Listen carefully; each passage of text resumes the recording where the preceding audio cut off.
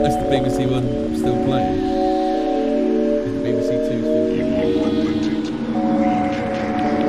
You won't be able to hear it because I don't have it going through Discord.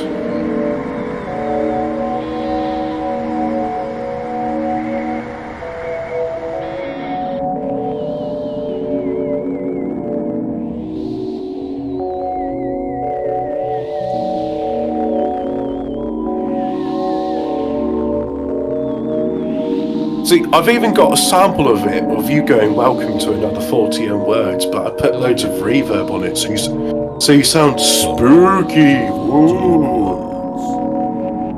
Yeah, like that. I'll put in the chat, my chat's dead. My chat's dead, so I assume everybody's in your chat. Yeah. Oh, let's have a look at the, yes, Alphabet Cat says, hi Hobbit. Right, so, as usual, what we'll do is we'll read a bit from the Fortean Times. I'm going through the back issues of the Fortean Times and finding good bits. So I'll start. Well, also we're talking. Yeah. Fraser, when we're talking about the secret side Bohemian Grove, is any of that worth sharing? Shall we give a bit of context? Well. Fraser and I were talking about this goddamn place that Richard Nixon ever saw. Yeah, it's like Harry Potter for adults. It's Harry Potter for politicians. Why is Richard Nixon your favourite?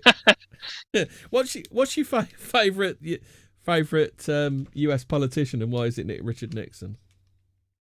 I get a feeling that I'd probably be all right with Richard Nixon. You know, I just get a feeling like I wouldn't get on my tits if I was in the pub with him.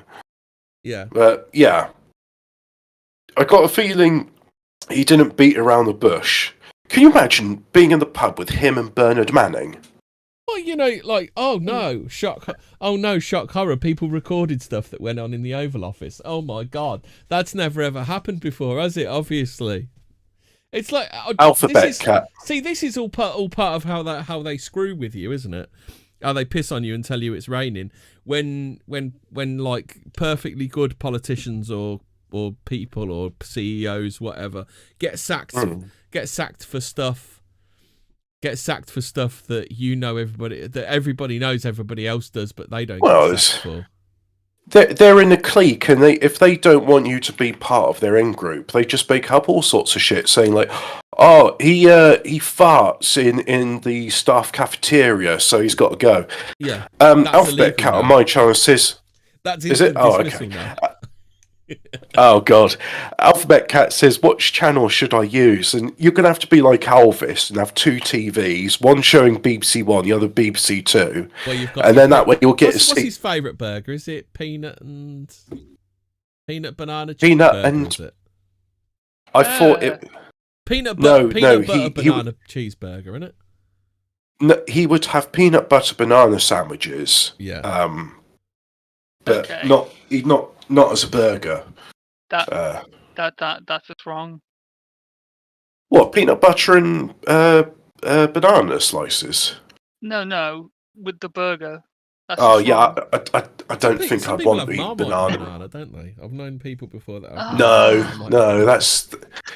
I don't think I'd want anything savoury with a banana. Have you ever had a barbecue banana though? Here we go. I told you, bacon PB&J deep fried. Sergeant Wilkinson tells us.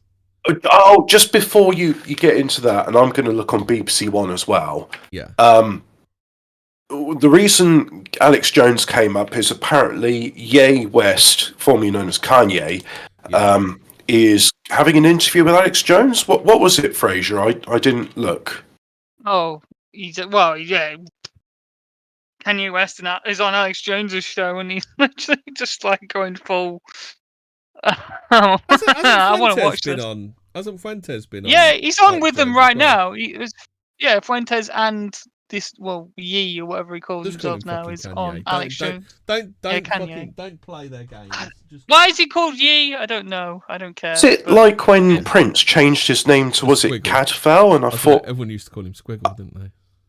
Oh, for some reason I thought he changed his name to Cadfael, and then I found out that was like his name to that sign, didn't he? So people used to call him Squiggle. Oh, right, because I thought it was like a peace, love, male sign all mixed up into one. Do you remember that when he was symbol? No, I don't. Because that was when he was a slave and he was being exploited. It was being exploited by the people who pay for all his press junkets and press all the records, print all the labels inside the CDs, buy the CD boxes, just going to share BBC One on my channel. It all out. You know, he's really been exploited by those people, hasn't he? So the artist formerly known as Prince, I thought Cadfael is a medieval he's basically like medieval Columbo. The medieval Columbo, yeah, that's it. I just got one more question. Oh, that would be an ecumenical matter, brother.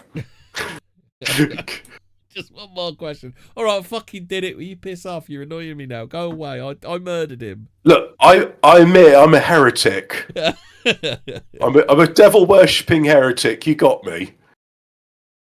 Why don't I get the chat replay on yours? Maybe I have to refresh. I tell you what, YouTube's been really slow and sloppy when it comes to live streams for me. Just the way you like it, Hobbit. Yeah. No, it's not actually. I wish Elon Musk would buy YouTube. As Alphabet Cat says quite rightly, people go on about evil Nixon was, but look into LBJ. He was probably involved in JFK's little Dallas incident.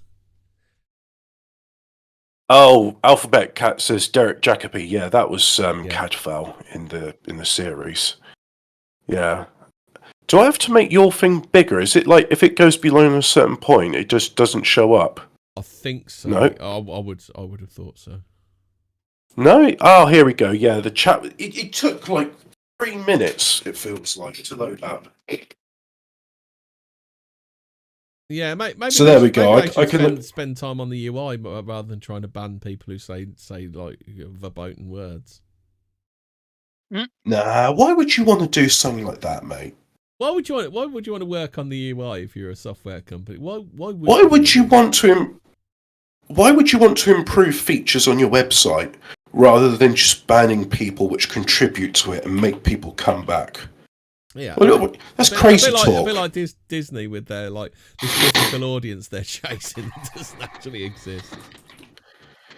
Well, no, I think it's rather the anti on that one. It's just like here's the audience that exists. Let's piss them off. Yeah. The reason. So anyway, Alex Jones back in the news, I think they're chasing a mythical audience. I think that's what they're doing. Okay. I think they think there is this like mythical audience of untapped Zoom unicorns, untapped trans gay Zoomers.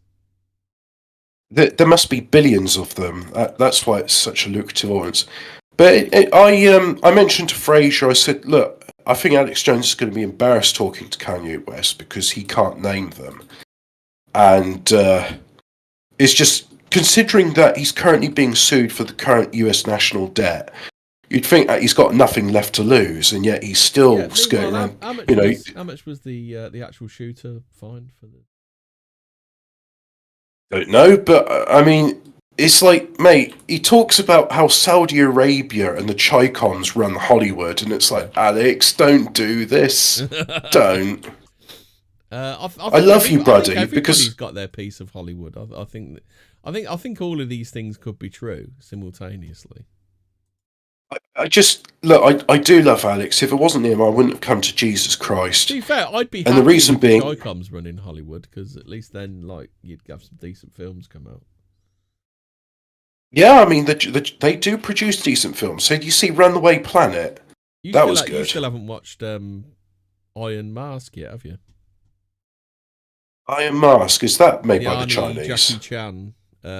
It's a joint Russian-Chinese thing. And it's really weird because it like combines the kind of myths of both. It's really weird. I might check it out. Yeah, okay. It was quite. I watched it. It was quite interesting. It was interesting, not entirely horrible. Well, anyway, Alex Jones, he said this was about Bohemian Grove. You might not believe in God, but they certainly believe in the devil, and they're the ones running this one. And I thought, you know what? there's another word which I'm not going to say on your channel, Well, I also used with to, the I used to say live that stream. bit, and I used to say it doesn't matter if you believe it or not. They do. Yeah. Well, there's a word which I'm not going to say because we're live streaming both on BBC 1 and 2 at the moment. Yeah. But there's another phrase. If you say Jesus Christ, our Lord and Saviour, that makes people more angry than the other word, which I'm thinking about right now. Yeah. That word I dare not say. You mean the wandering people? The wandering people no. Last night. I was talking about those with sticky fingers when it comes to modes of personal transportation. Oh, okay. Oh, yes. Yeah. Yes. And the fried chicken enthusiasts. The JCBs. You remember JCB, don't you? As we know, Belgium, there's a proud tradition of frying chicken. Yes, there is a proud tradition of fried chicken enthusiasts in Belgium, and many recipes for it with mayonnaise. You see what Dom said? I'm almost too scared to read it out, but fuck it. Alex Jones is right about everything except Standy Hawk. Do you really want to mention that place name? Don't. I mean, it's like saying that character in Harry Potter, when you do it, someone shits their pants. When you poop in your dreams, you poop for real. Oh, it's talking about Mumsnet. Hey, Bayer, be quiet. Don't mention Mumsnet. You don't want them on you. That's worse than the ADL. You do not want to be put on the naughty step. You don't want to be on Mumsnet's naughty step. So we're going to go on with some actual content. We've wasted 10 minutes.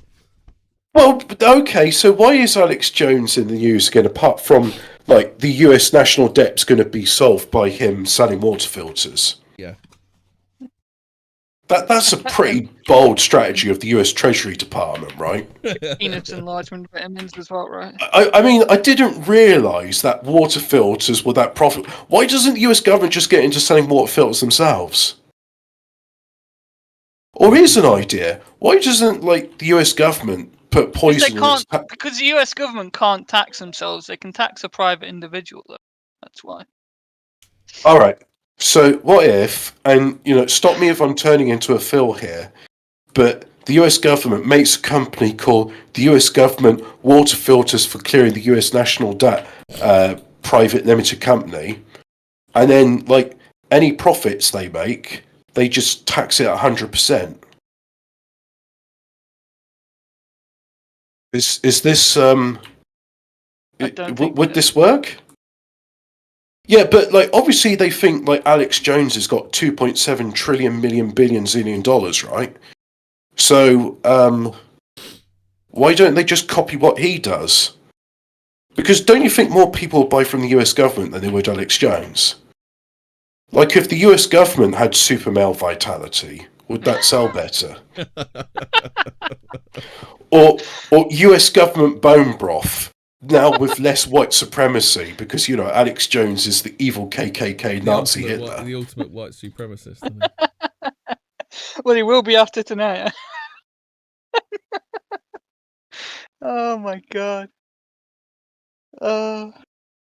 Yeah, just.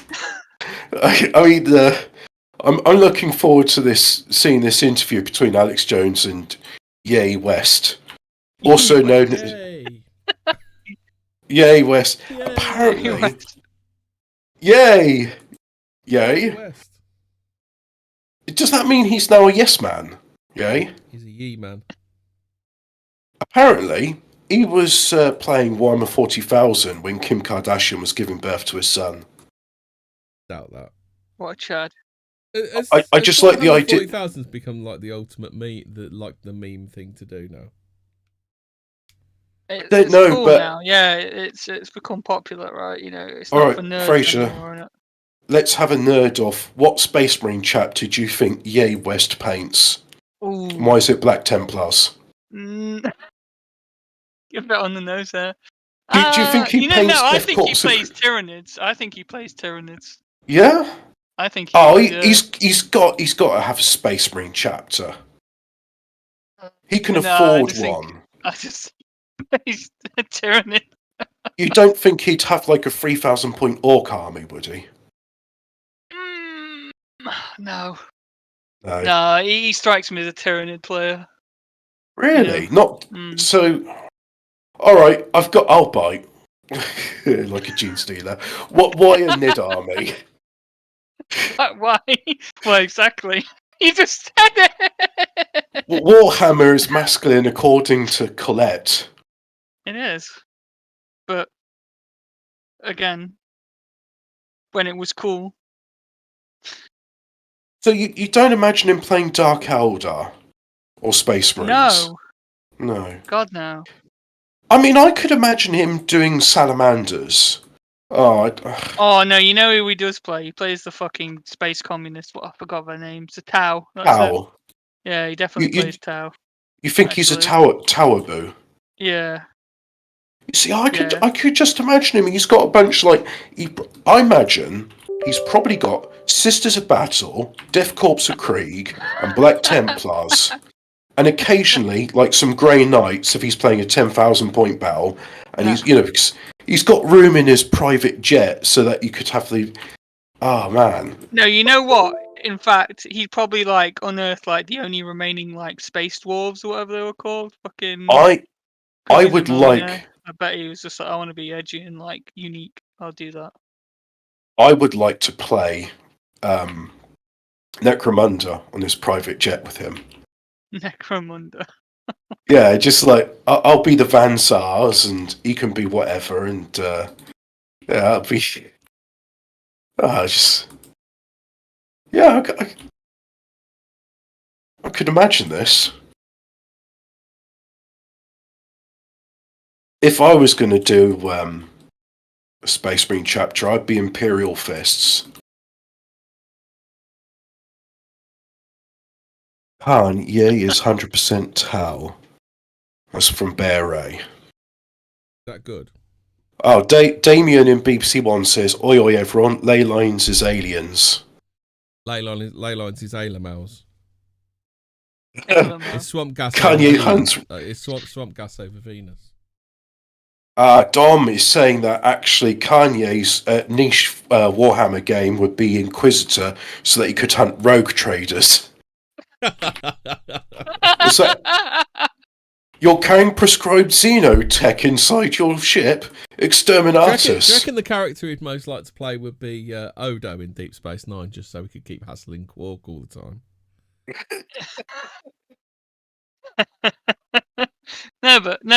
No, that doesn't work. I could imagine, you playing Worf. Yeah, so Worf. you could get that Trill pussy. That's Trill pussy. Oh, fucking hell. Did you see the early episodes? And they're playing crap synthesizers from the mid-90s. No. There's if you watch seasons 2 to 3, they're Dax, and what was the Bajoran one called? Have you actually watched it recently? I found that the story wise is kind of shit up until the last season. The last season was fucking good. It wraps up then. Up. Yeah, I know, but it got good in the last season. It was holy shit, this is actually really good. And then it just ends. So, if you are new to my channel, welcome to BBC 2 Fortean Words, Fortean Special Edition. And if you are on BBC 1, welcome to the Special Edition of Fortean Words. Yeah, okay, let's talk about ley lines. Right, so as per what Space Marine chapter would you choose? As per usual, I'll start with a bit from the Fortean Words times. And then we'll kind of expand from there.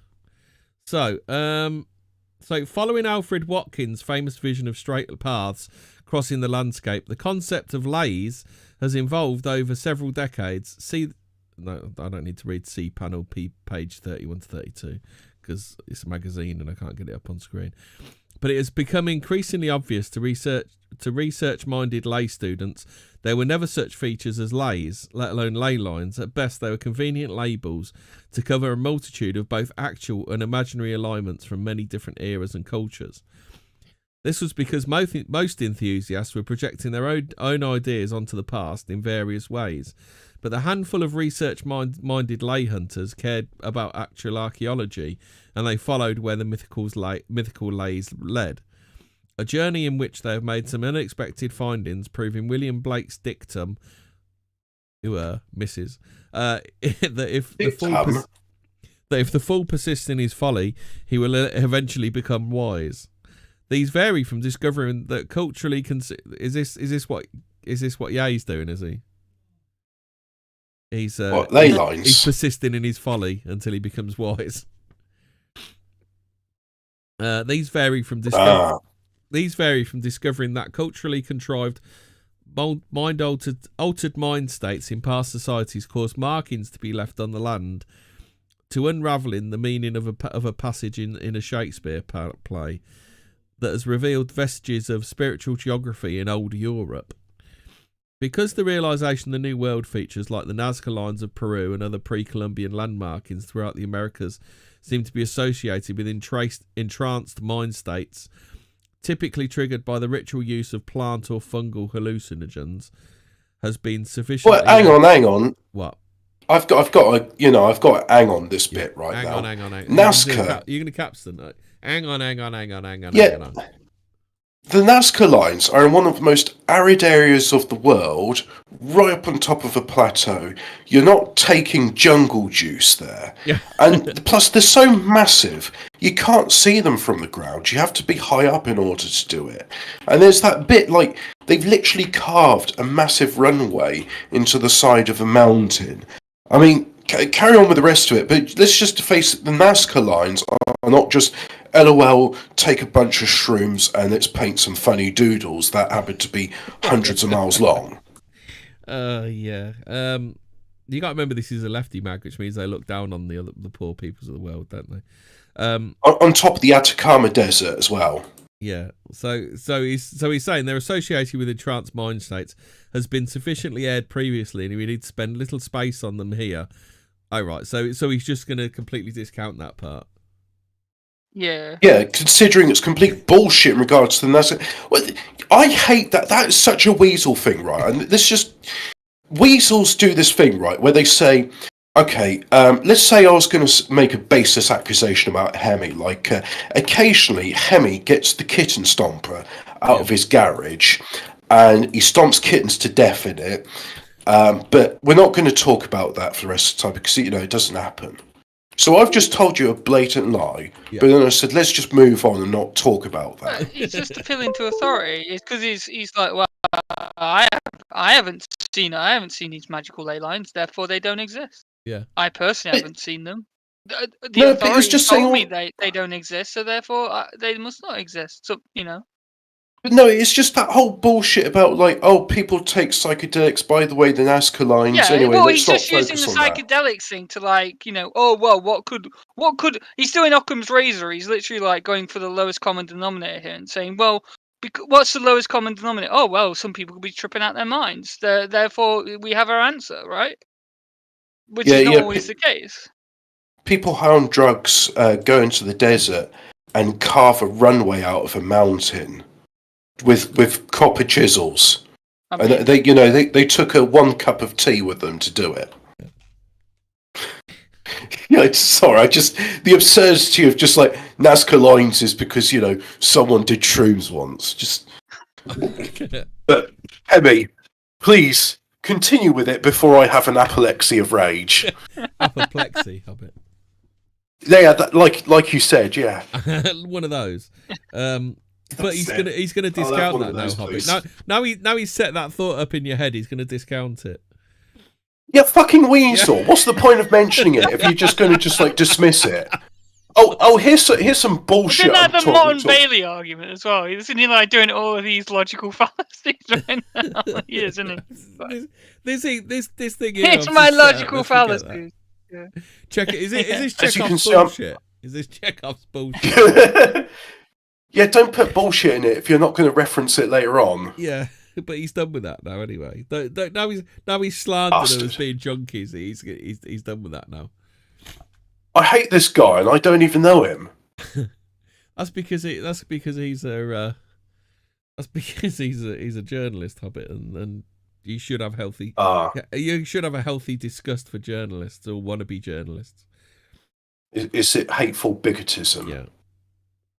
Yeah. So we need to spend little space on them here. Safe to note that in the late 1980s, so we need to spend little space on them here, but we're going to spend some more space now. It's safe to note that in the late 1980s, so fucking contemptuous. When the president, I mean, it's so contemptuous. I'm just going to interrupt you every 5 fucking seconds so you can't finish the story. He's not covering himself with story so far, is he? When the present writer, who could that be? I'll tell you. By the way, is really good. Yeah. Yeah.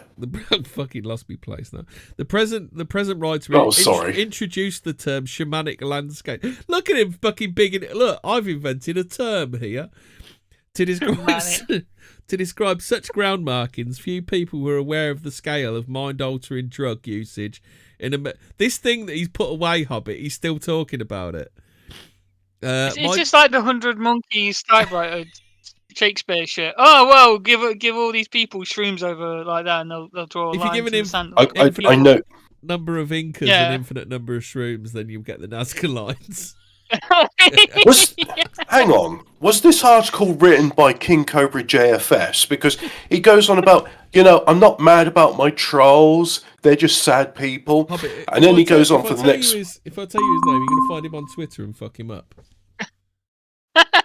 I'm going to ask him a question about why did they... like the guy with the fucking roads.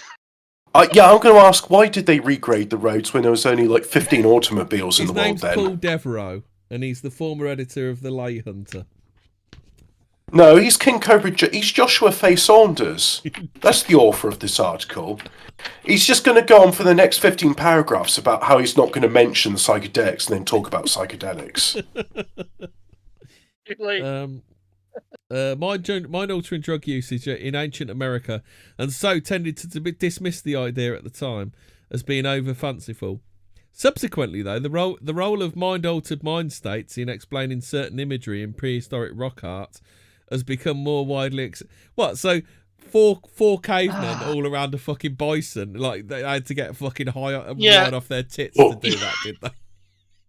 Oh, me do shrooms, me do art now. Oh. Me do shrooms, me draw me and Grug fighting mammoth. Oh, me so strong. You know what? The plot twist is they were all vegans. That's why they had to take shrooms to draw the cavemen. Prehistoric veganism. The land markings still share a similar source to these rock art images.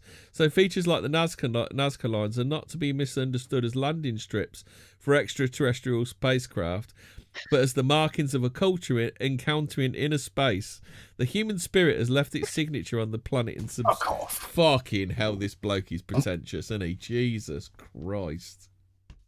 Actually, it's not an airstrip, even though that's exactly what it looks like. It's definitely just, abstract art for no reason whatsoever, guys. They were doing it for each other. That's why it can only be viewed from the sky. That's why... I mean... Guys that are licking toad venom totally just go up into the middle of the driest desert in the fucking world and carve a 2-mile-long strip out of the mountain, guys. Just do that with copper chisels, innit? Yeah. Guys, they were just mining salt by licking the floor. That's what it was, Yeah. Yeah, that's it. They were just licking the salt away. That's and therefore Nazca lines. It's just random lines. Just random. Random Incas. It's just the only reason you might see a dragon or a frog or a rabbit there is because pareidolia. It's just pattern recognition going haywire. Yeah. All right, go on then. What's you got to say? This is going to be fun, isn't it? Please tell me more about King Cobra JFS's 14 words article. This hour and a half just going to fucking fly by, isn't it? Less well known by academics and folklorists, let alone anyone else. It's the fact that Lays led researchers to revelations regarding largely ignored features in the old world. What's the betting this guy's an atheist? Ooh, highly likely. Yeah. Is it one of those bets that if I give £1, I'll get 20p back? No, he's worse. He's worse than an atheist. He's a New Ager. He's already mentioned inner space. That means heart vibrations and shit's coming next. Is this dude like Eat, Pray, Love in it then? Is that what we're saying? Yeah, the one consciousness is coming next. You know, Dom has actually sussed it out. I hadn't considered that theory. It's quite perceptive of you.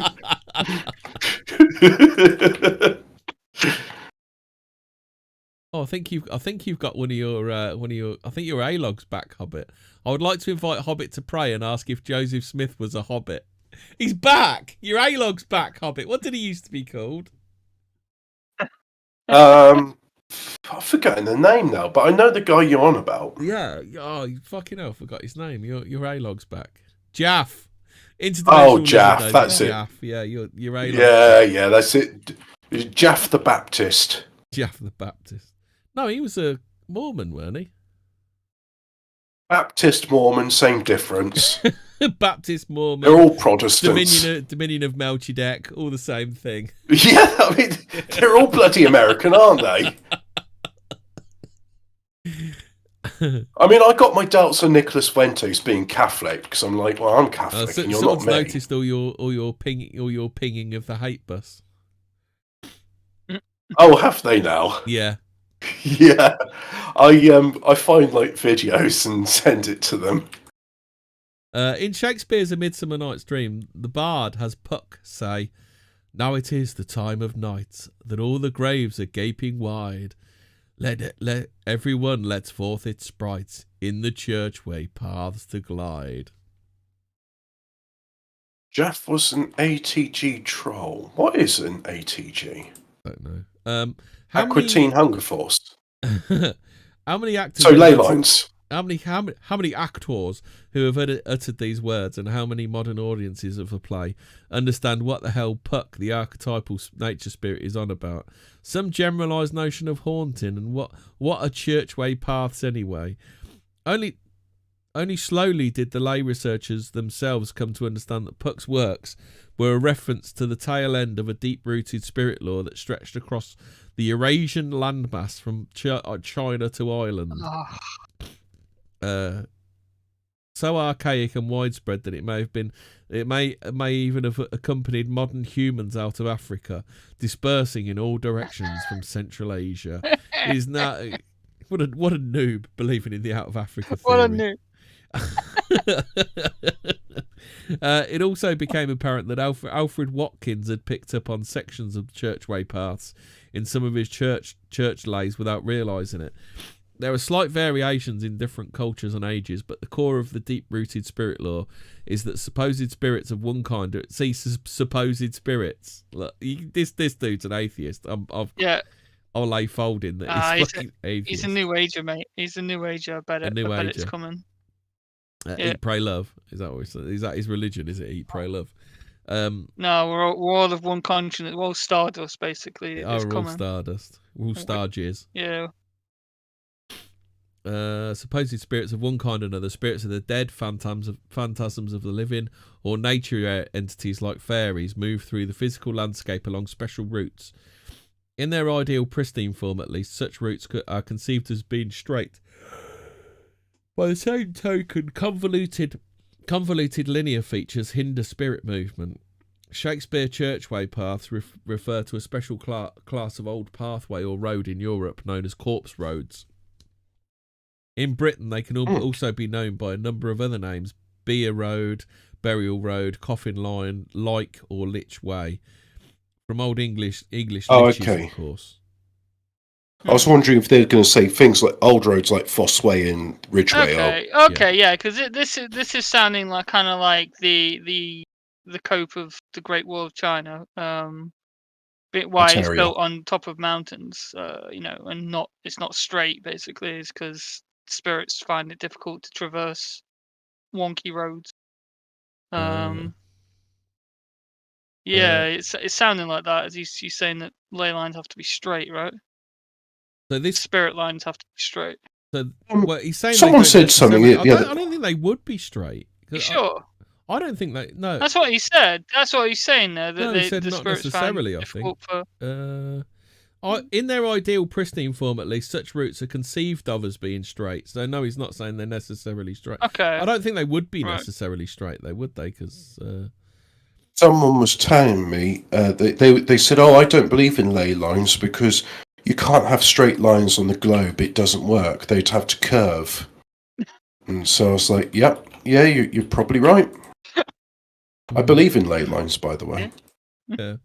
The feature was called Deader Weg in Saxon times, which may be the etymological roots of the Dutch term for corpse roads, which are Doodwegen. Doodwegen. Doodwegen. Has Joe Rogan been down the Doodwegens? Dude, have you ever done ley lines? Death roads, they are the Doodwegen.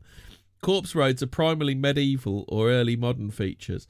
Many have disappeared, while original purposes of those that still survive as footpaths have been largely forgotten. Again, this is what we talk about all the time. We seem like we're living in the ruins of a greater society, don't we? Mm-hmm. Barbarians living in the ruins. Yeah. Yeah. We are the Eloi. 3 foot. Yeah. Many have disappeared. We're like the Visigoths living in Roman temples. The basic material facts concerning corpse roads are straightforward enough. They provided a functional means of allowing walking funerals to transport corpses to cemeteries that are burial rites. In the 10th century, there was a great expansion of church building in England, which inevitably encroached on the territories of existing mother churches or minsters.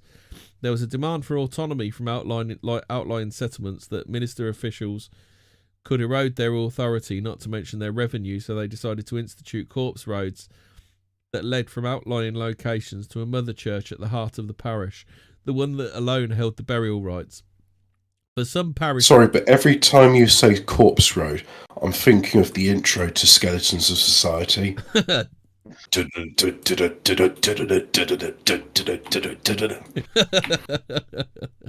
Again, this is this bloke's atheism, isn't it? It's like the mean church, screwing the working class. He's all that, isn't he?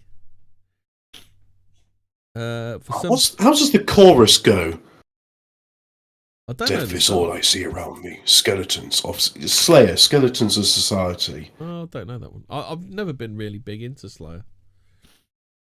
I used to like Slayer. Skeletons of Society is a great song. Ooh. Uno says he thinks Google's HQ is built on a ley line.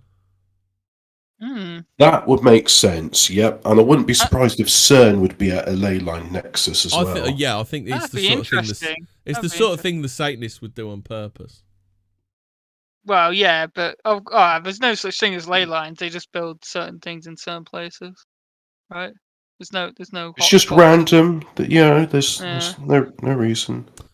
Bjarki says the early heathens directed the Christian newcomers where to build many of the churches in England, direct them to build them in line with these power grids lines from ancient.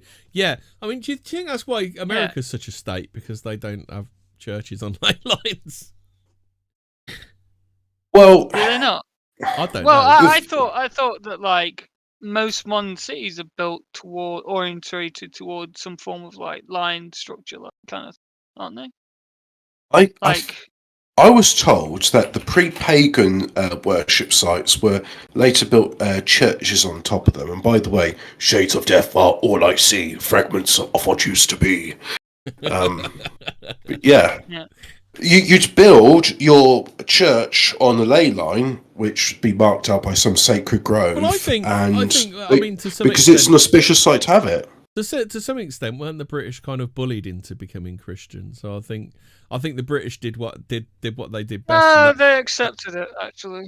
I think the British did what they did best and just did it passive aggressively and just and just put as much paganism into Christianity as they could. Well, yes, because the Green Man and such, but there's that thing of like Roman bishops came to England, and when they were telling them about Christianity, it's like, yes, we know we've been Christian for thousands of years. Yeah. And I was like, what? We thought you were pagans. It's like, yeah, you're talking about Jesus raised from the dead after 3 days and born on Christmas Day. Yeah, we know about Jesus. He was living here when he was a teenager. Yeah, he used to live in Cornwall next to St. Just, which has got some very interesting ley lines around it. And if you go dowsing around the church, which I have done, it's very easy to pick up. I mean, believe it or not, I got grief from Brutus to go dowsing around that church, and they both picked it up very quickly. Your Tom Araya impression is better than your Russell Grant impression. Who the hell's Tom Araya? Slayer, isn't he?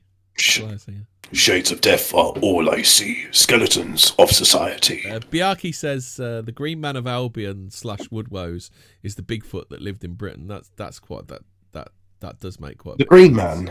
Yeah, the Green Man. I thought the Green Man was an Ent. Like that's where Tolkien got the Ents from. It's the Green Man. We need to do an episode on the Green Man. Wait, is it? Are we talking the Green Men from St. Martin's Land? Or are we talking about? No. I'm talking about We're talking about the you know about the old British thing about the Green Man, Fraser. You don't know about that? I am convinced. I've heard of it, but I'm not. Well, you've seen Green Man pubs, haven't you? Yeah. And you've seen the Green Man on old churches. No, they're Woodwoes on old churches, aren't they? Well, they're giants, aren't they? They're giants, right? No, it's the Green Man. What's Woodwoes? A Woodwoes is like a dude. Yeah, with leaves in his beard. Yeah. And his beard is made of leaves and vines. Yeah, that's why Bjarki's mentioning both the Woodwoes and the Green Man. I thought the Woodwoes was the Green Man. I thought he was the spirit of the forests made manifest. See, this is why we need to do some proper research and do a proper episode for once. I'm pretty sure. Hey, what are you talking about? I don't know if we find out the same thing. Hemi, by asking questions, we tap into the Akashic record. So the research is literally the shitposting. By shitposting, we shall know. Yeah, but I'm serious about that. We should know their name. I'm literally serious about that. I think we've actually come and synthesized the truth on the show before. Yeah. Yeah. Which episode was that? All of them. Well, yes, yeah, exactly, yeah. All of them. Oh, fucking hell. All the ones where I've had Hemi have had a thought and we've come to some conclusion. Yeah. Like the Nazca lines weren't built by a bunch of like proto-hippies on shrooms or jungle juice. The basic material facts concerning corpse roads are straightforward enough. They provide a functional means of allowing walking funerals to transport corpses to cemeteries that have burial rites. In the 10th century, there was a great expansion of church building in England. Oh, I've already done that, haven't I? Some parishioners, this meant corpses had to be transported long distance, sometimes over difficult terrain. Fields crossed by churchway paths often had names like Churchway Field, and today it's sometimes possible to plot the course of a lost churchway simply by the sequence of old field names. It's quite interesting stuff here, isn't it? So what about the corpse roads? How do they tie into the ley line? Fragments of society. Well, I think this dude's trying to say that the churches just made them up so they could make money out of the poor people. Oh. Yeah, that's it. Show's over. Thanks for coming to my TED talk. But do you think it might even be some sort of like ancient forgotten knowledge that you take maybe it helps their transition to the other side if you walk them along the corpse road? Well, the Catholics got a thing that you pray for someone's salvation, that their soul finds its way to heaven quickly. Yeah. So, well, I mean, one thing, like ghosts and the stone tape stuff, which they're saying one of the reasons why ghosts are seen to walk through walls is because they're living in what building used to be. Ghost in a shell suit, no. the ghosts live in a way, and they go through walls because the walls didn't exist when they did it. Ooh. And maybe I've just tapped into the Akashic record right now. Maybe the reason why we don't see ghosts in soul shoots is because we don't have any souls. Yeah. Well, what you think the Well of Souls is emptied a long time ago? Is that what you're saying, Fraser? Yeah, maybe. I mean, well, why have we not seen anything recent with the ghostly stuff? Why is it always up to a certain point? I don't know. That dude saw that bloke from the 70s, so I don't know. Maybe it's. Yeah, I was going to say that. Maybe it stopped. I don't know. The petrol dude. Just a thought. That was a weird ghost story. That was the petrol dude. Yep, that was a ghost. But Puck alludes to a secret history of these routes. They attracted already long extant spirit lore, for they ran not only through the physical countryside, but also through the invisible geography, the mental terrain, the pre-industrial country folk. Vestiges of this archaic spirit lore are revealed by a variety of virtual and physical features across old Europe. The virtual features were folk beliefs that, while having no physical manifestation, nevertheless had a geographical reality. An example existed in Neman, Russia, where it was a tradition of you bastard Flugbahn, literally corpse. I can subscribe. Yeah. Oh shit! Have I just summoned is it? Am I going to summon Numcall for Puckajul for Jumch? There were two cemeteries in the town, one Lithuanian, the other German, and the spirits of those interned in them were believed to be able to travel between the two places. The ghost was said to fly along on a direct course close to the ground, so a straight line connecting the two places was kept clear of fences, walls, and buildings to avoid obstructing the flitting spectres. There we go.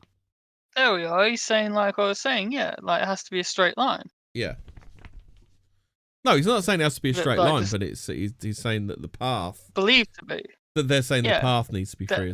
Well, that's it. That's what I mean. It was free of, and obviously on a. Surely it was a straight. It was straight, right? So the Germans had similar virtual paths. They called Geisterwege. Although the perfect German. Ghostways. Geist. How do you pronounce W-E-G-E in German, Hubbard? Yeah, I think that you're pretty close to the mark. Geisterwege. Although invisible, these spirit paths. I think Geists are German for ghost. Geist, yeah, that's German for ghost. I've always pronounced them as Geist. Poltergeist is noisy ghost, isn't it, in German? Oh, okay. Yeah, and that makes sense. Yeah. Although invisible, these spirit paths had a definite geography and local folklore, and people would be sure to avoid them at night. German folklore reference work, something in German, describes them thus: the paths, with no exception, always run in a straight line over mountains. Okay, so straight there line. We go. There we go. But Told you. This is the Germans. They ain't gonna have it. They ain't gonna have a wiggly wibbly line, are they? It makes you wonder why Romans built straight roads. How do you pronounce Eberspacher? Fraser, you're not getting me on that one. I'm telling there's something to it. There we all know why the Romans did straight roads. Spirits. Sure. It was so certain people couldn't build corner shops on them. That's why. The paths, with no exception, always run in a straight line over mountains and valleys, through marshes. In towns, they pass the houses closely or go right through them. Paths end or originate at a cemetery. Therefore, this way or road was believed to have the same characteristics as a cemetery, where spirits of deceased thrive. Hobbit, you're going to say something? Well, No, I was the chat was asking me how do I pronounce Eberspacher, and then they're saying no, it's actually to pronounce Eberspacher. Eberspacher. Yeah. So I don't know much German. Has a Chinese knockoff heater, by the way. They were joking there somewhere. In Ireland and other Celtic lands, there were fairy paths that, again, while being invisible, nevertheless had such perceived geographical reality in the minds of the country people that building practices were adopted to ensure they were not obstructed. There are startling similarities to the beliefs underpinning Chinese feng shui landscape divination. There we are. In which homes and ancestral tombs had to be protected from straight roads or other linear landscape features, arrows. There we go. Because troublesome Yeah, spirits you don't want travel a straight along arrow pointing at your front door. Yeah. You don't want You're inviting disaster. No, you certainly don't. You're inviting trouble if you do. Indians, probably. In Ireland, people who had illnesses or other misfortune, or who suffered poltergeist activity, were said to live in houses that were in the way or in a country place. In other words, they obstructed a fairy path. Interesting. I think there's also been some. Is it like, I don't know, folklore research? I really don't know what to say, but that underground river sources kind of amplify hauntings, don't they? I mean, those definitely have an effect, because one of the reasons why the Rollright Stones, which is a major ley line nexus, it has a massive underground aquifer of primordial water. Now, I mentioned it in, I think it was in my Lighting a Fire video this morning.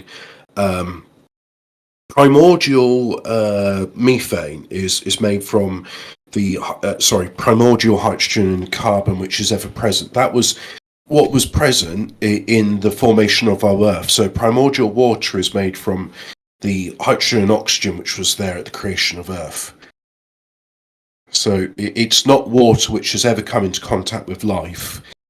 And it just large pools of water like that, they for whatever reason, our ancestors decided, gonna build a stone circle here. So you got things like that. Fairy paths typically linked fairy forts, a class of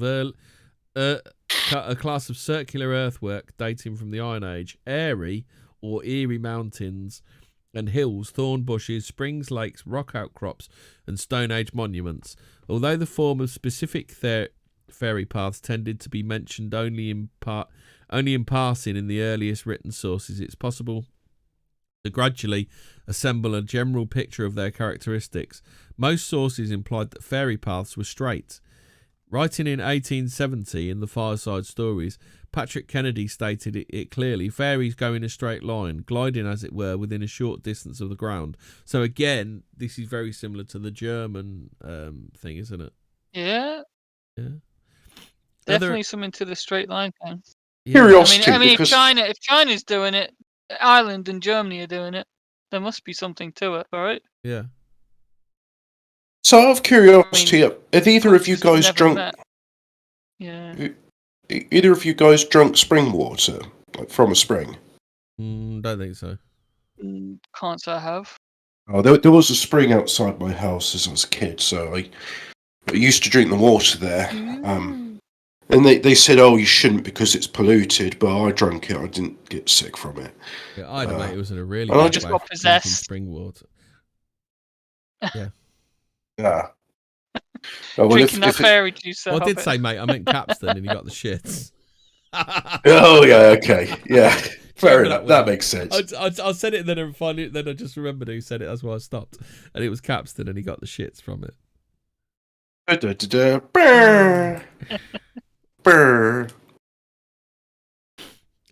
So an example of this fairy straightness is provided by an account concerning a croft, now a cattle shed. Fairy straightness? That's an oxymoron. Yeah.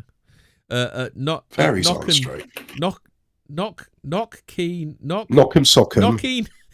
sock'em robots. Knocking Crean Brosna in County Kerry. It's easy for you to say. It's KNOCK EEN CREEN. How would you Knocking Crean? Wait a minute. Can you type that out, because I can't even retain that in my mind. Oh no, it's fucking weird. I'll type it in chat. Oh, hang on. Yeah, Lockheed Martin. That's Lockheed Martin. That's literally Lockheed Martin, but instead of an L, you've got a K. Knocking screen. Knocking Crean. Knocking. Knocking cream's a euphemism. Sounds pretty painful. I don't think it's a good thing if you got knocking cream, is it? I was just thinking it's like another way of saying population paste. It's a tropical cream. In an interview in the 1980s, the last human occupant told of the troubles his grandfather had experienced there, with his cattle periodically and inexplicably dying. If you want to find out about fairies killing cattle, listen to our fairy episode, which is really good, actually. Oh God, no! The exsanguination was weird. Yeah, the fucking the weird cow that gets fucking swapped. What's it? So the trouble his grandfather experienced there, with his cattle periodically and inexplicably dying. The front door is exactly opposite the back door. The grandfather was informed by a passing gypsy that the dwelling stands on a fairy path running between two hills. The gypsy advised the grandfather to keep the doors slightly ajar at night to allow the fairies free passage. Just remember, a gypsy told him this. I'm saying nothing. The advice was heeded and the problem ceased. It so happens that the building is indeed on a straight line between two local hilltops, and is moreover at one end of one end of a long straight track. If the croft were in China, it was said to have had bad feng shui. Yeah. Fairies and the spirits of the dead enjoyed a curiously ambiguous relationship in the peasant mind. Look at him, talking about peasants. Peasants. Look, rather than calling it Beijing, let's call it Peking. It's not bad feng shui. Yeah. It's an inauspicious place to put something. It's bad juju. An American folklorist, bad bubble fun. American folklorist Evans Wentz was told about the paths of the dead in Brittany that he could not distinguish from the beliefs about fairy paths. Similar could be said of invisible ghost routes in Albania and elsewhere. And when I say Albania, I want to go Albania for some reason. Albania. These virtual spirit roads were always conceived of as being straight, but the physical corpse roads of Europe vary between being straight and not and not particularly so. Virtual routes are less affected by contingencies than our physical tracks. Examples of straight physical spirit corpse paths include a Viking funeral path at Roserig, Sweden, which runs to a Viking and Bronze Age cemetery, a stone road in the Harz Mountains in Germany, and the Dutch Dudewagen, which were officially checked. Dudewagen, which were officially checked on an annual basis to ensure their straightness and regularity of width. Ooh, interesting. Standards and practices. In old Europe, there then seems to have been a virtual blueprint concerning spirit ways relating to physical cemeteries and material pragmatic paths that actually used for conveying corpses to burial. The precise relationship between these virtual and physical features has not been fully explored, but as Shakespeare revealed, there is no doubt that the physical corpse roads came to be perceived as being spirit routes taking on the qualities of the archaic blueprint. For a start, there is an abundance of generalised law about how corpses were to be conveyed along corpse roads to avoid their spirits returning along them to haunt the living. It was a widespread custom, for example, that the feet of the corpse be kept pointing away from the family home on its journey to the cemetery. Oh, see, I'd have thought the feet would be towards the house, because when you fly, you fly head first, don't you? You don't fly feet first, do you? Mm-hmm. Well, what if you had it perpendicular to house, so you'd have the feet and the head facing it? Can you bury someone but have them laying on the side? Why not? Why? What do you mean? So you'd roll them away from looking at your house? Surely you put them face down, so when they go, they go down instead of up. Yeah, face down. That's it. Isn't that disrespectful though? In some places to bury someone face down. Is it? I don't see why. Well, so when we bury people, it's always face up, right? I know. How did? Yeah, but no disrespect intended. Why? You should bury people in the recovery position. Just in case. That's it. Roll them on the side in the recovery position. Yeah. That's the way they should be buried, just in case. Yeah. Well, they did that in the Victorian ages. You have the little string that led to the bell, wouldn't you? Yeah. In case you're accidentally buried.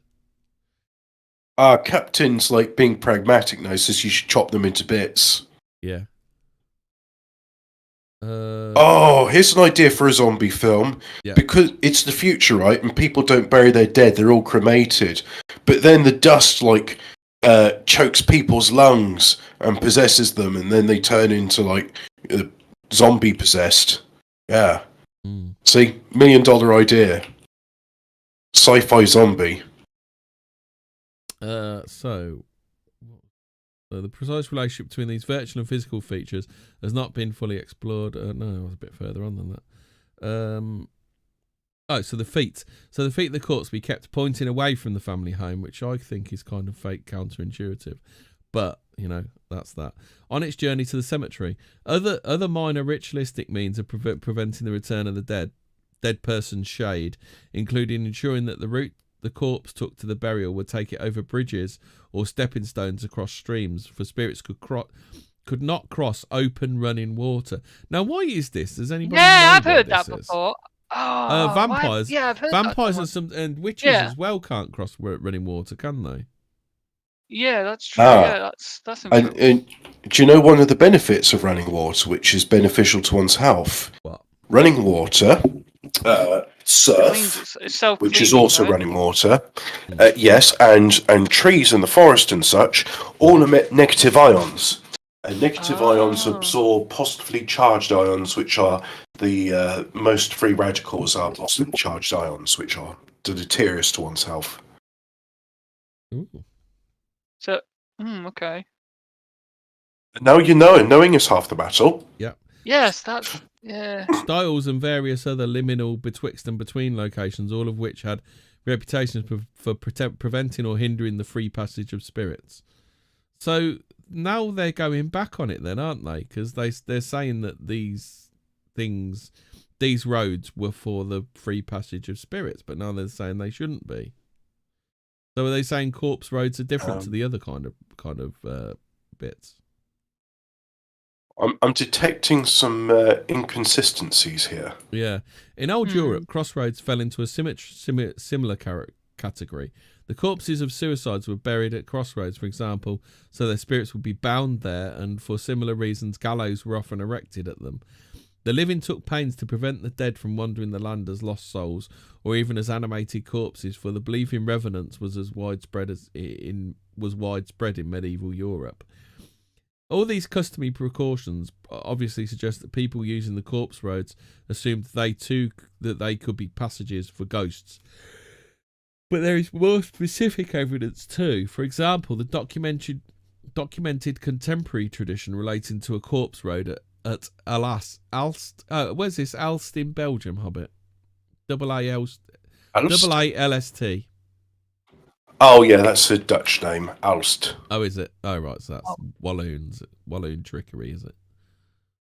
Wallons would have had a French name. Oh, right. Have I got it wrong?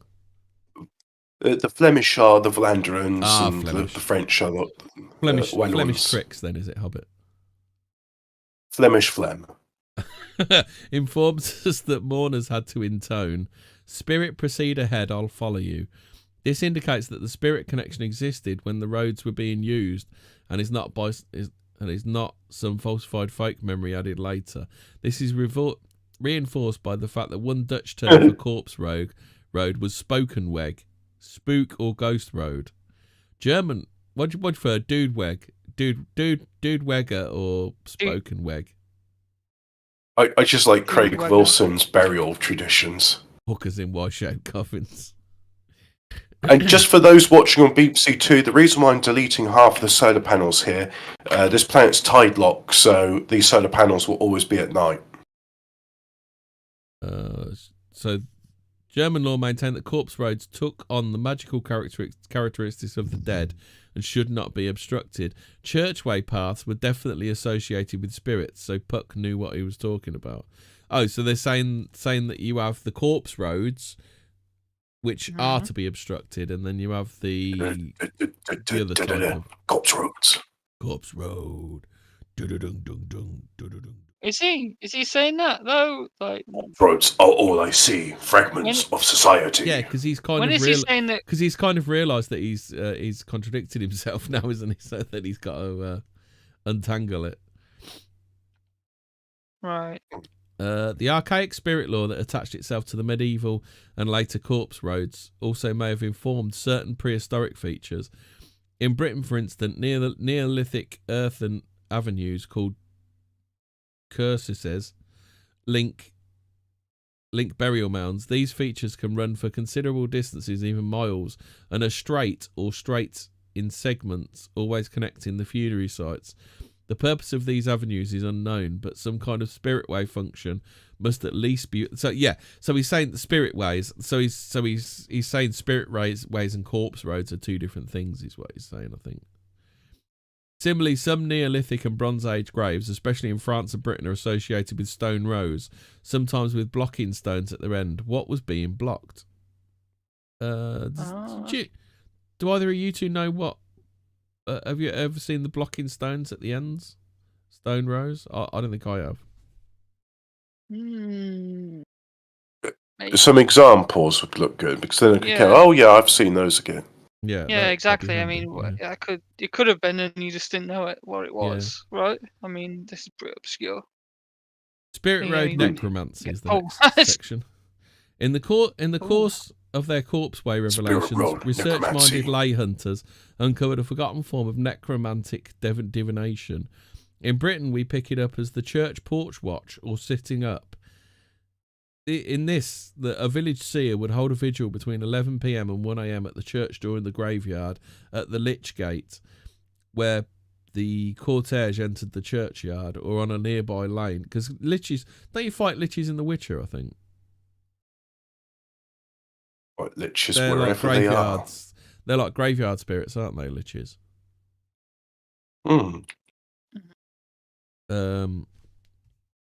So let's see. I always think like a lich is something to do with lichen, but it's not. Lich spirit. Let's find out exactly what a lich is, because I think like the different words, they have different.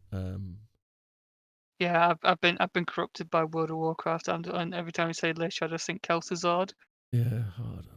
Lich definition. I think of the fighting fantasy books, Choose Your Own Adventure, Caverns of the Lich King. Oh, I've got yank. I've got a yank definition. It says in American English, lich is a noun, Brit obsolete lich. I don't know what. You are obsolete.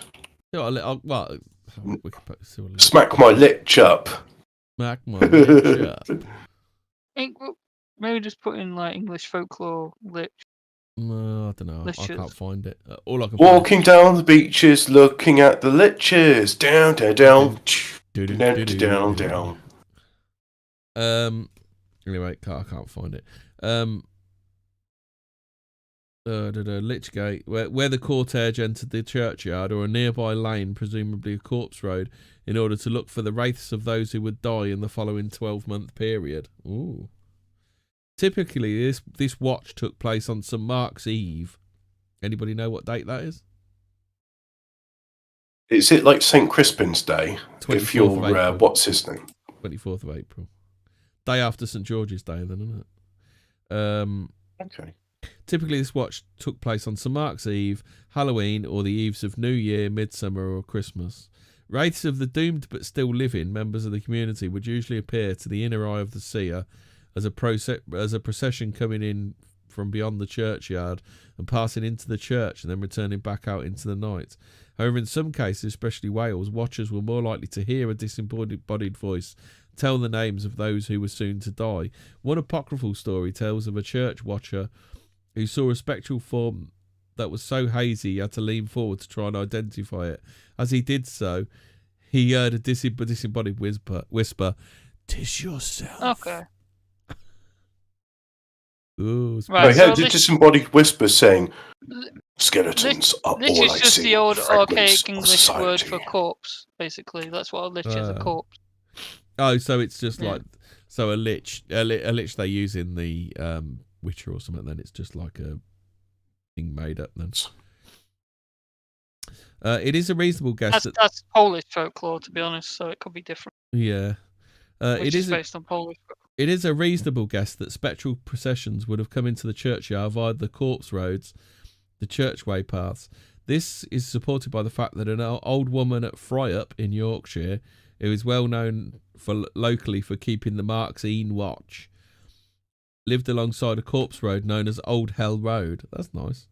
The church watcher custom in Britain seems to have been a variant of a Dutch tradition concerning a class of diviners called voorlopers or Bierkieken or precursors, who were generally who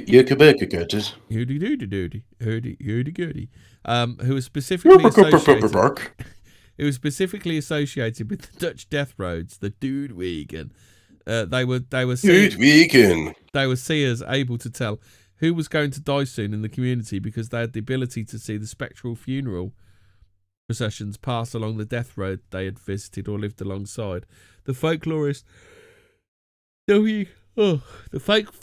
W.Y. Evans Wentz recorded in a similar tradition near Carnac in Brittany. The Dutch precursors, the Breton funeral seers, and the British churchyard watchers would seem to fall in the same general class of divination as did those who perceived the spirits of the dead in trance by sitting out in uticeta in cemeteries or on burial mounds in Old Norse tradition, or by sitting in trance at certain times between St. Lucy's Day, which is the 13th of December, and Christmas, a seer's custom known in Hungary as St. Lucy's Stool. Ooh, I don't. Is that a bit like what Gillian McKeith used to look at in a casserole dish? It's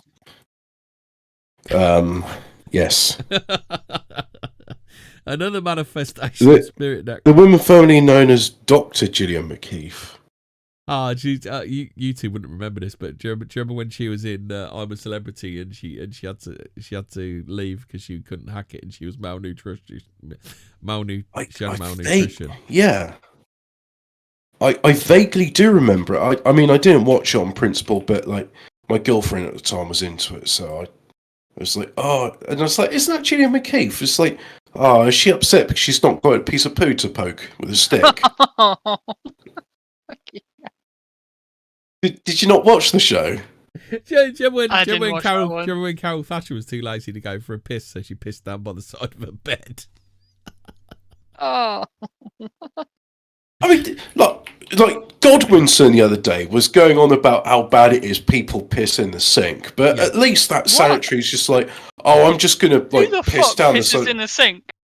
I do all the time. The thing about good manners is you just got to take the washing up out first. Yeah.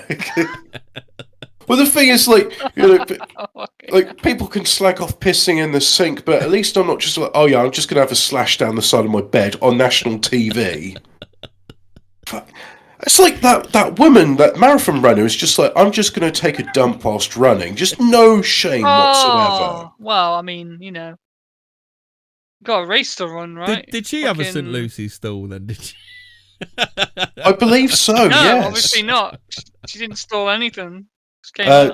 Tom Simpson says, "Our mate Seaside Mark likes a sink slash." Yeah, but he pisses in the kitchen sink, or at least do it, in the WC. I think there's a little bit more. It's not out of choice. Women take too long in the lab. Sergeant Oikwitz. Yeah, exactly right. So any man who's told me that they've never pissed in a sink, clearly you've never been in a house where there's only like one lavatory and there's a kitchen sink, and she's there like 3 hours later and it's like, I'm desperate for a slash. And then she comes out, it's like, oh, you can use the loo now. It's like, yeah, I'm all right. What do you mean you're all right? I took matters into my own hands. Tom Simpson Thanks says, for taking 3 fucking hours. Ego spoons. There's the ego spoons. Yeah, that's what I'm saying. Oh, Telling you, Obbit was like, "Oh, I just clogged the toilet. Oh, I need a piss now." He goes and pisses in the Wetherspoon sink. Yeah, that's what they're there for, you know. You get your unlimited refills, and then you have a piss in the sink. It's the Wetherspoon's customer policy. It's Wetherspoon's way. Yeah, Wetherspoons are nothing if not hospitable to their patrons. Ian Fortean says, when I was living in a hall of residence when I was a student, I had a sink in my room and it was always pissing in it and puking in it. Puking in is it me or is puking? Yeah, I okay, don't know. fair enough. Puking in the sink is when you're the lowest form of life. No, puking in the sink is wrong. No. Puking's fine in the sink. Puking in the sink is wrong. You can't reach the toilet. You're like 2 inches off. The only time it's acceptable to puke in the sink is when you have diarrhea as well. That's the only time it's acceptable to puke in the sink. I was just about to say, unless you guys have got literally like 3 foot off the ground sinks, I just don't know how you're gonna fucking piss in the sink. What do you do? No. Fucking. Well, you put the tip over the edge. Fraser. You just hang your dick over the edge, don't you? Yeah, that's what I'm saying. Is I tip on the edge, yeah. Fucking. Let gravity fucking take its course. Yeah. If ever you have the misfortune of water, once you've got the water supply going, like gravity will do the rest for you. Oh, what's his name? Thompson says puking in the sink's like puking in the bin. It's not on. Yeah, exactly. At least it's better than King Cobra JFS, who's just like, oh, I'm going to be sick. And he's like there for a minute, it's like looking like he's about to be sick. Doesn't get up, doesn't reach for a bin. He just voms all over himself and on the chair and on the floor like a toddler. It's ridiculous. If you ever have the misfortune of suffering norovirus, you will understand that your ass stays on the toilet whilst your head remains in the sink. I piss in the toilet brush holder. It's like to get the skiddies off. Fucking clegg nuts off the fucking toilet brush. King Cobra is a scholar and a wizard. Yeah. God. Yeah, he sure is. As Interdimensional Wizard says, it's the ultimate manlet test. Are you able to reach the sink to piss in it? I sink, therefore I piss. Yeah. Another manifestation of Spirit Road necromancy in Britain was a style divination. An illustration of this is provided by a Cornish folktale in which the ghost of a woman's dead husband carries her over the treetops and deposits her on a stile on a churchway path leading to Ludgavan Church, where she is able to interrogate passing ghosts. Stiles were considered favourite perches for ghosts. Until now, stile divination has been mentioned in the folk record without its context being understood. So how does a ghost of a woman's dead husband... is that her astral form or something? I mean, a ghost ain't going to pick her up and then put her on a stile, is he? That still don't make sense. Even though he's explained it, it still don't make sense. Oh, that's why I was frustrated with him at the beginning with Nazca line stuff. I got a bit upset there. I'm sorry. He's kind of brought it back, hasn't he? He still seems a bit atheist, though. He doesn't seem like he's like spiritual anyway, does he? No, I don't think these people can really appreciate it if they've got no reverence for the metaphysical. Yeah, how can you? Don't you? You're just looking at this world like it's all random happenstance, and you're an aberration.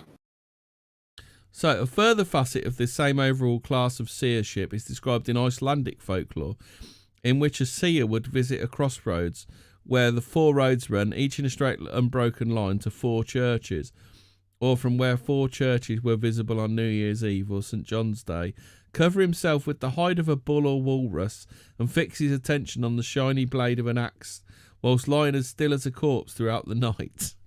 He would recite various spells to summon spirits of the dead from church cemeteries, and they would glide up the roads to the crossroads where the seer could divine information from them. Crossroads divination was also conducted in former times in Britain and other parts of Europe, and is associated with traditions that the devil could be made to manifest at such intersections. This complex of That's why crossroads. What's that? it used to be at crossroads, and you still see it in places in Europe. And on old roads here in England too, you will find a cross or a shrine at each crossroads to dispel the devil and other would-be nasty spirits. This complex of crossroads lore is also related to the idea that spirits of the dead could be bound at crossroads, specifically suicides and hanged criminals, for along with the idea that straight routes could facilitate the movement of spirits, so contrary features like crossroads and stone and turf labyrinth were thought to be able to hinder it. So they say like spirits get confused easily, because there's the old folklore about vampires, isn't there? If you throw a load of seeds on the ground, they're compelled to count them. Maybe these creatures don't have free will. Maybe they're operating on something, and for that reason, like there's like you can do logic traps on them. Yeah. But what is the point in this? Where do they go? What is the purpose of these intersections? Is it just to exchange the ghost? I don't know, energy, like plasma. I don't know what is it? It might be because I'm thinking about, like, day after day transporting corpses along the road. You're doing it for a reason, aren't you? Day after day, yeah. Along on the hill stands a foolish man. I can't remember the rest of the song. But then, like the crossroad thing with the intersections of the four churches thing. Like, if it's just if we're all going towards the middle, the crossroads, like. Why do they go towards that? Well, wait, it's a confluence point. Put them there, and then they're confused. Is the only thing I can assume that you're doing crossroads. Right. So what they're saying is, if you left unchecked, if you didn't have crossroads, if you left these graveyards, they'd be able to go wherever they wanted, wouldn't they? Right. Okay. Oh, okay. Interesting. At least that's my reading of it, Hobbit. Well, so, I mean... You're confusing the spirit, aren't you? That's what you're doing, aren't you? Well, I'm also thinking to myself, because at ley line cross points, that's where they have churches or stone circles. They have something there. And I get a feeling that these were machines. I mean, they're not machines in terms of like steam pumps or what have you, but they are a type of stone machine. You put it in an area, and it stops...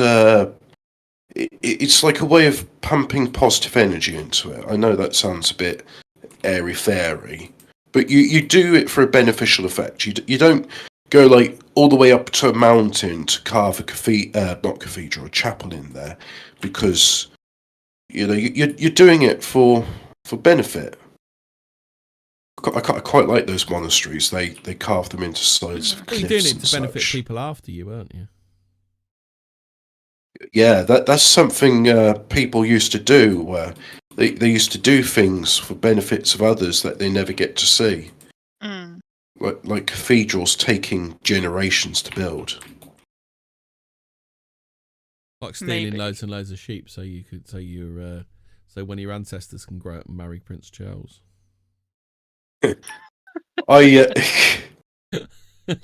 Funny enough, my dad was talking about the pyramids and how the later tribes couldn't build it and we couldn't build it.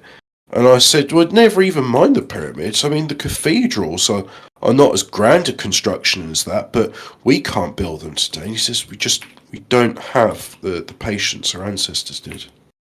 I mean, these were 30-year projects, weren't they? So, or more, some of these places weren't they? 100 years, if not, yeah. And he says, like, the last of the classical cathedral, as I say classical, was the Gaudi one in Spain. And even then you can see it's not as good as what came before it, even though it is nice. So this was... So Uno asks, how did they know those lines were there? Who told them? Yeah. That is a good question. Do you think the atheist knows? So this complex of crossroads lore is also related to the idea that spirits of the dead could be bound at crossroads, specifically suicides and hanged criminals. For along with the idea that why does that matter? Okay, so why is that weird, different to a normal? Why those specifically? Like, Okay, I get the killing yourself in the ye olden days is seen as a you're going to hell, bad thing, kind of corruption. You're But why rejecting God's specifically gift. hang criminals? Yeah. Why not? Why not? Why not criminals that got away with it? What would happen if that soul was to be free, as they say, and not bound? Stop asking questions, heretic. Yeah. Okay. Yes. For along with the idea that straight routes can facilitate the movement of spirits, so contrary features like crossroads and stone and turf labyrinths were thought to be able to hinder it. This was part of a broader fear of spirits that might flit into dwellings. In Bavaria to this day, one can find convoluted patterns of pebbles at doorsteps to confound dangerous entities, or just inside the front door there can be spirit traps looking like little antennae stuck into ceiling beams. Witch bottles were common throughout Europe. Bottles or glass spheres containing a mass of threads, often with charms entangled with them to forestall the passage of witches flying about that night. Cats' cradles of threads would be laid on the chests of corpses to stop them wandering prior to burial, and nets of threads mounted on poles would be placed along churchway paths that were believed to be haunted. Beyond Europe too, similar devices were employed in Tibet, for instance. Thread crosses, mados, were placed on the roof ridges of houses as devil catchers, and much larger ones deployed around monasteries. These European and Asian devices look very similar to American Indian dream catchers, revealing curiously similar notions about the passage of spirits. Curious that it is, unless one accepts that the premise that is all derived from a common and extremely archaic source in Central Asia. The alternative explanation is that the common wiring of the human brain produces similar concepts in the minds of people in technologically similar societies.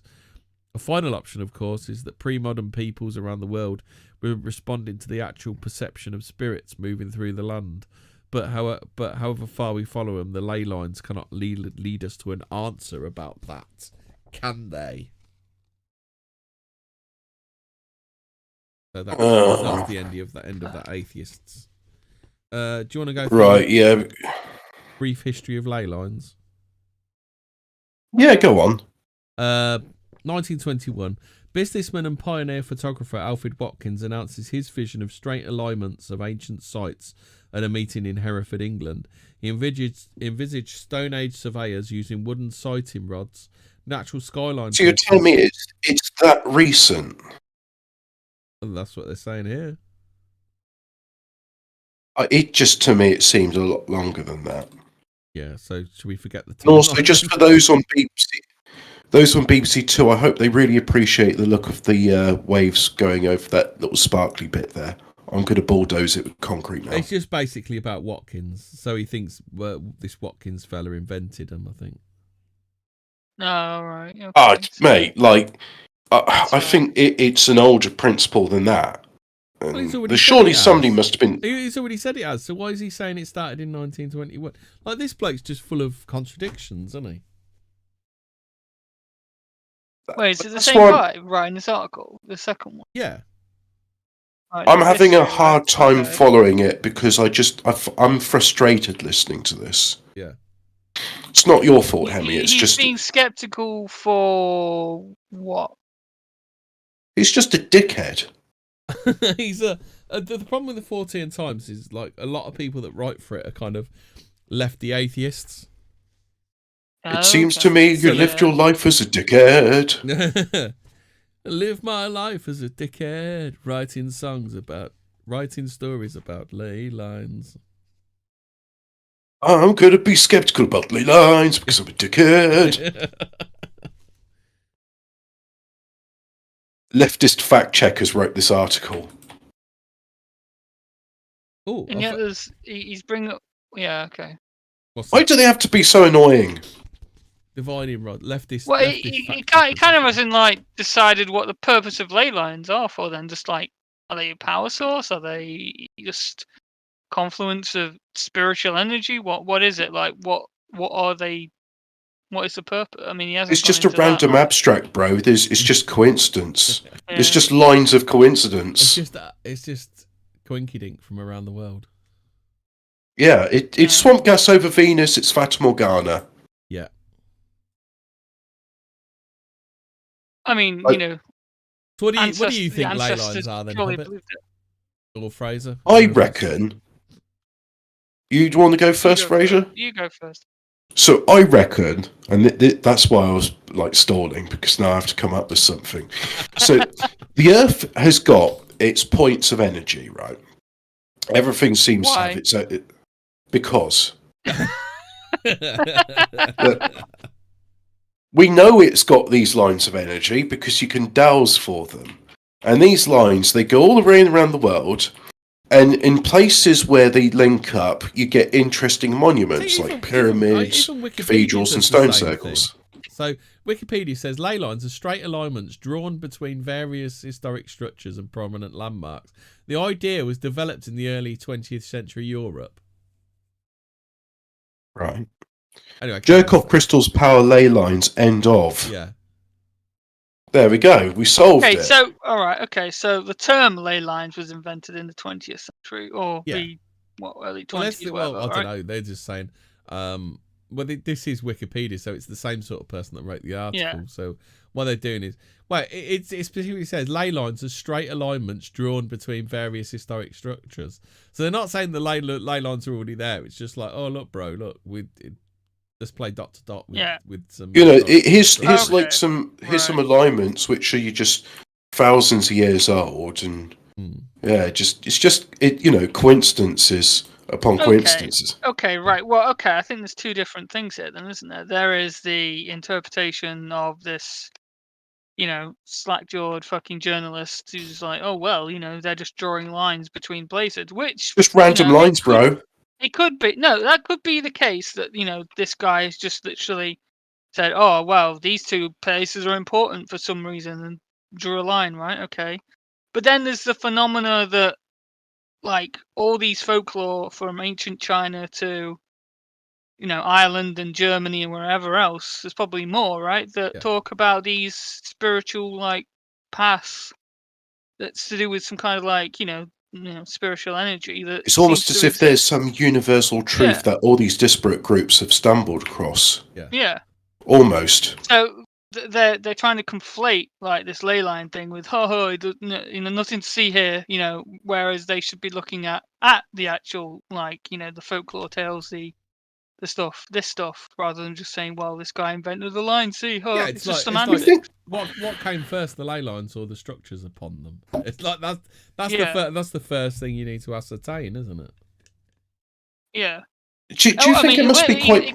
It could be wrong that I'm guessing one of the ley lines is Stonehenge to the pyramids, right? Yeah.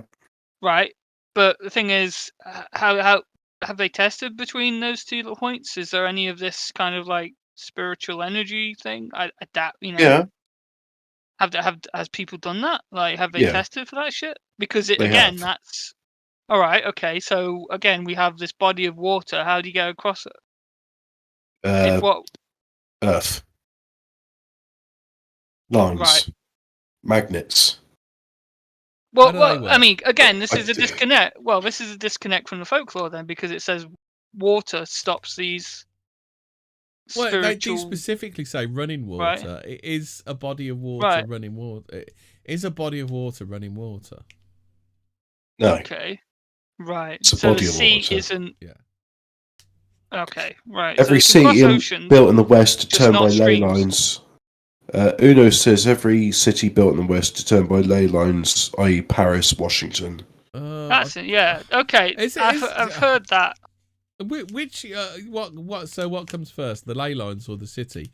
Because obviously you have cities that spring up around ports, don't you? It's generally ports, and it started off as ports because that was the way people did mass transit then, didn't they? So. Do you think the pyramids, because they're very ancient and very big, like as Napoleon's engineers say, there's enough stone here to make a 10-meter wall around all of France. That's like a massive amount of stone. Do you think the pyramids are like an artificial anchor point? Is the pyramids really? They're just piling it up because they knew that France needed to be stopped. Well, rather than making a wall, is that what you're saying? rather than making a wall The around French stopped at the crucial point. So I'm looking at maps of ley lines, and this one is from a website called allthat'sinteresting.com. Oh, you stick it and I would do, except there we go. So I've copy image, and the chat is this one, and general. The general. Here we go. So looking at the map here, we have starting off in Ireland, Skellig, Michael Skellig, Michael. Skellig, yeah, I think. And then you have St. We did an episode called Let's Play Skellig, didn't we? And then you have St. Michael's Mount near Penzance, Hello Grief. And then in France, you have exactly the same as St. Michael's Mount, Mont Saint-Michel, which is French for St. Michael's Mount. Then you get into the first bit of Italy, you have Sacra di San Michele. Then you have in southern Italy, Santuario di San Michele. So all of this is St. Michael. Oh, I can't. And then because it's having a nig fit about the Oh, is it Jeffif? Is it a Jeffif? Are you giving me Jeffifs, Hobbit? Look, I'm sorry that the internet these days, they use GIFs, and I just what you do is you do a screen grab of it, and then you can copy and paste it into Paint and save it as a JPEG. But then after you leave Italy, you go through into. You have to go to the link, don't you? You can't just copy it from Discord. You have to faff with it. You go to roads where you have Santo Monserrat di Taxia Michel. Oh, that doesn't sound very Greek. And then you have in Israel Monastero Stella Maris di Monte Carmelo. I assume Carmelo is Spanish for Saint Michael. You literally make up your own lines about pretty much anything. Well, this is the thing, right? You get a bunch of like places, and then you can draw a straight line and go for it. It's like, oh, isn't that interesting? All these places in Europe and the Levant, which are dedicated to Saint Michael, you can draw a straight line through them. What are the chances of that? That's an anti-Semitic canard, and you should be pointing it out of it. Oh, am I going to have to go on the naughty step with Kanye? Kanye West. Yeah. Can you West okay, go okay. Hold on. Mm. You've got one thing. Can you show us any more? No, that's the only one. Go away. Stop asking for more evidence. Okay, well there. Okay. Why do you want more? Why do you want the ley line that goes through the Greenwich Mean Time and the pyramids? Let's see if I can find that map. Right. What if I type in specifically ley lines? Lines. Europe. Yeah, just put ley lines Europe or something. Let's see if Greenwich. Actually a map. Is it Greenwich or Greenwich? Greenwich. London's ley line. Greenwich Mean Time. I found a map of ley lines in Great Britain. Oh, okay. I'll just copy and copy the image. Do a wacky one, Hobbit? Oh, go on. Let's see if this one. I've got a wacky. So nearly all the ley lines in Great Britain centre on Oxford, which makes a lot of sense. There's one which goes from Abbotsbury Castle. One, Hobbit? I'll put it up now. I'll read out this one. Abbotsbury Castle, Salisbury, Lochmagus, Reading, for Merriam, which is St Albans, Bury St Edmunds, Beworth, and Cloister-on-Sea. You've just got to have a look at this one. Let's have a look at BBC One just quickly. Yeah. Oh, yeah. Oh, my God. Bloody hell. Yeah, okay. All right. Yeah. Well, look, I mean, seriously, the fact that you can draw these lines and make them up to certain events, I think that tells us a lot, doesn't it? Yeah. I mean, if you can't see the patterns in this, frankly, it's like, if you haven't got the eyes to see, I'm sorry, but if you have, just looking at this image is just like, mate, that's it. Seriously. JD. Is this the patron saint of rocks sticking out of the sea? Interesting. So there's your ley lines. Oh, that's on BBC Two. I'll put your ley lines. Yeah, there we go. And look at that. Oxford is just the locus point of all this. I mean, hang on. Let me have a look at that line just a bit closer. The Oxford one. So there's one that goes. Wait, are you telling me that is the exact point you clogged the Wetherspoons toilet? Because that would be a fucking hilarious coincidence. That's all the energy being sucked into Hobbit's bum. That's it. I can neither confirm nor deny. And look, seriously, if you own a pub or a public building and you have conveniences, you should make sure not to use a low flow system, which, like, if the patron can spit more than your toilet can flush, they are going to be clogged. And you're not going to save yourself any water. Right, so there's this one that goes between Hastings, Oxford, Alcester, and then not too far from Chester in the north. I think that's the line you'll find the Roll Right Stones on. So Glastonbury Tor, Wanborough, that must be... Where's... I think Wanborough and Glastonbury Tor, you've got Stonehenge. Either way, I mean, look at that. No wonder Oxford's the magic city, the dreaming spires of Oxford. Yeah, because all of that energy is focused on it. Oh, you know what? Oh, damn it, I haven't got my car yet. When I do, I think I'm going to celebrate, go to Spoons. Not Spoons. I'm going to go to Wendy's and get a Wendy burger. I might stop in Spoons after. Yeah. Bring your own flush. I want a Wendy burger. It's going to be my treat back when I'm back in the saddle. Yeah. You have the Jag back. When I got the Jag, yeah. Oh, I miss my Jag. So yeah, I mean, look, these ley lines, they're pretty cool, man. They go in all these places, and it's very interesting. And I'm sure you'd like to see some more. Who's David Furlong? Why do I know that name? Oh, the website doesn't exist anymore. More of the internet's bloody dead.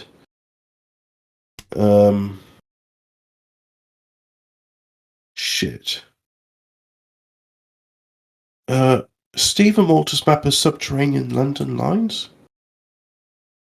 No, that's just the underground and other stuff. Ley lines through London. That should give me something, right? London's ley line patterns. Okay, yeah, that works. So I'll give you a website this time, Hemi. Yeah. And set around London as a geometric pattern includes triangles and alignments or ley lines that generates London's sacred landscape. This pattern needs to be understood. Is my voice all right for reading, by the way? Yeah. Because I know it sounds like a bag of gravel.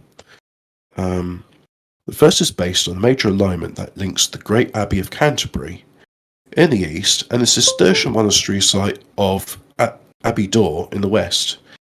The alignment broadly follows the Roman road of Watling Street and passes through the principal sites of Canterbury Cathedral, Rochester Cathedral, Greenwich, Bermondsey, Downing Street, Bulstrode Hillfort, Gloucester Cathedral, I've been there, I like Gloucester Cathedral, and Abbey Door.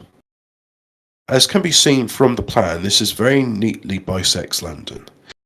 This line is shown in blue in the primary triangle plane. See the side panel. Don't know about that.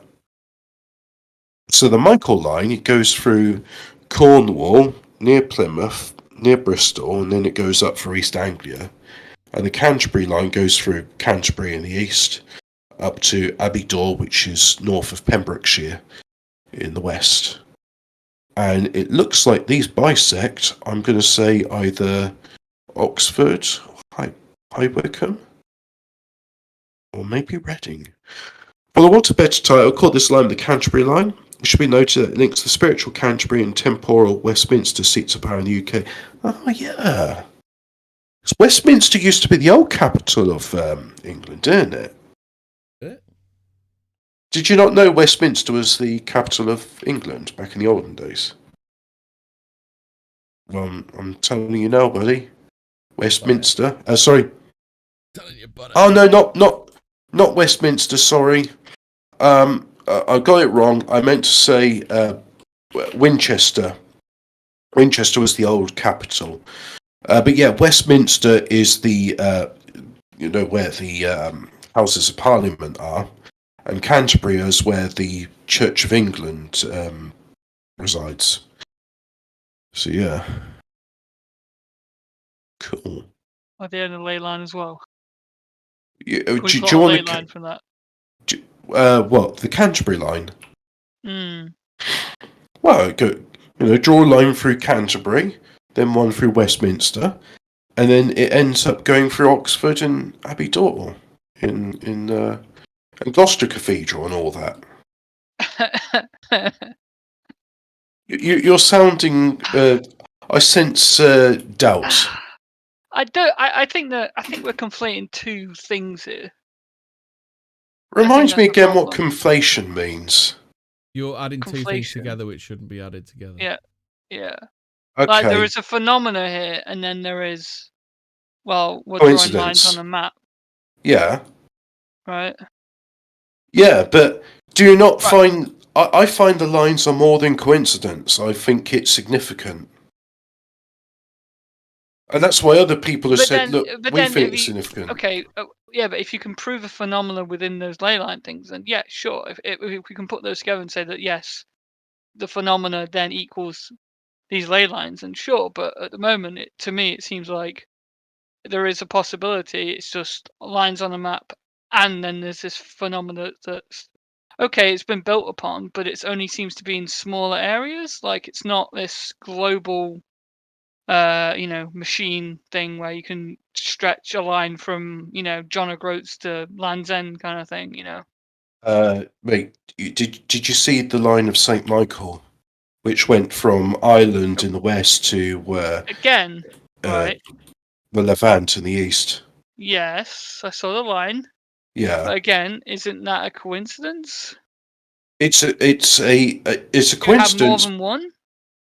Well, the thing you have to ask yourself is, like, why did all those people decide to do sites to St. Michael on this line? I mean, and then you have to ask yourself, okay, so if you got like two lines, the odds are 1-to-1 because you can draw two lines anywhere on Earth. And if you, how do you, like, okay, so let's say you've got three sites to St. Michael on this one line on a sphere. How do you work out what's the probability that you've got three things on the... So a sphere is a three-dimensional object, right? Right. And you've now got 3 points which all coincide. So what's the odds that point A, B, and C would form a line on this spherical object? Okay. Or for that matter, if it's a flat thing, if it's a flat realm, what are the chances that these three would line up? Line up. I mean, okay. And then, okay, so without equidistant map that we could no. So without trying to do the maths, because I don't want to get too bogged down in the details, would you agree with me that if you've got 4 things in that line, that's like more significant than if you've got 3 things in the line? Yes, so when there is a significance there, but again, if it's the only one, can we not say, this could be, it could have been a line that St. Michael, traversed? I don't know, like. So, I think I don't know if St. Michael. No, I'm not sure. I might be thinking. Could he not have made a pilgrimage to like the Holy Land via that route, kind of thing, like? I don't. And that's why his churches are built along that line, like. Yeah, a bit would like you be going through the Alps there? An Eleanor Cross in Northampton. There's quite a few Eleanor Crosses. It's when the king took his wife on her funeral. Was it a funeral procession or something? And whenever they did a step, they made a Queen Eleanor Cross. Well, do all those Queen Eleanor crosses form a straight line on the map, or are they a bit like higgledy-piggledy? Like you got to go here. No idea. I know about the North. So there's 7 points on the St. Michael's line, which I think is if it's a coincidence, the odds are astronomical. Well, 7's a significant number, isn't it? You remember we did the numerology? I don't know. Look, I'm not saying if it is. No, I think it's 13's the Satan's number. Or 6. Now, do you remember when we did the thing with all the 9/11 dates and all that stuff? 7's one of their numbers, isn't it? Oh God, 7's my favourite number. Okay, here's the thing, right? Are you guys looking at more ley lines whilst I'm doing this? Because so far the only person that's, I'm sure there's more than just like one or two maps. So there's any number of maps. There's as many maps as there's. Well, that's the thing. So I think it's their own map. I think it's more than coincidence. I think it's significant. And I don't know what this phenomena is or what it does. All I just know is this phenomena exists. You seen the one that goes from, is it Great Yarmouth? Goes from Great Yarmouth to Penzance. Oh, that's St Michael's ley line, isn't it? Sorry. Well, yeah, there's the one that goes through Cornwall and ends up in East Anglia. Yeah, that's the one. On the other side of the island. Okay, well, it seems like the images are the most famous one. Obviously, is hello. What's that? There's ley lines for everything. When will there be a ley line for the world? Yeah. Okay. So the only one that seems to be like recorded like as an actual thing is the St. Michael's line thing.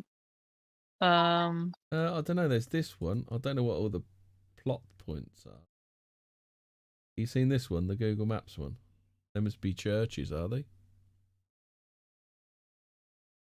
Okay, there's another one here. Okay, so from St. Michael's Mount in Penzance, right? This is going the other way, right? So St. Michael's Mount, right? And then it goes to St. Michael's Brentor, Glastonbury, Stoke St. Michael, Avebury, London.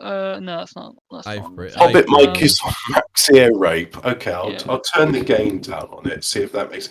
Or I could just have the microphone there.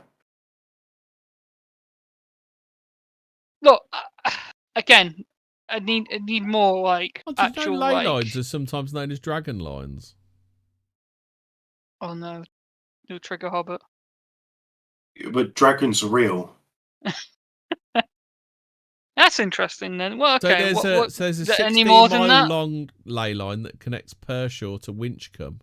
So that's Pershore Abbey, Elmley Castle, Bredon Hill Iron Age settlement, Beckford, 17th century Church of St John the Baptist, Saxon origins, Little Washbourne Ancient Manor House, Hobnails Inn, and Winchcombe Abbey. And that's a funeral path. A funeral path between the village of Wick and Pershore Abbey is said to be haunted by a monk. Damien says, "Bet there's loads of Mackey's ley lines." You know what? draw the map and then see if there's anything interesting on those lines. Yeah. See, that's the problem then. If it's this is the problem I was saying. If it's just lines on the map without any phenomena, then it's nothing at all, right? There has to be a phenomena. I found an interactive map. Oh God. On Higgy Pop. Higgy Pop. Not to be confused with the Iggy Pop. Yeah. It's Higgy Pop. Like Hikikomora. There you go. There's Iggy Pop.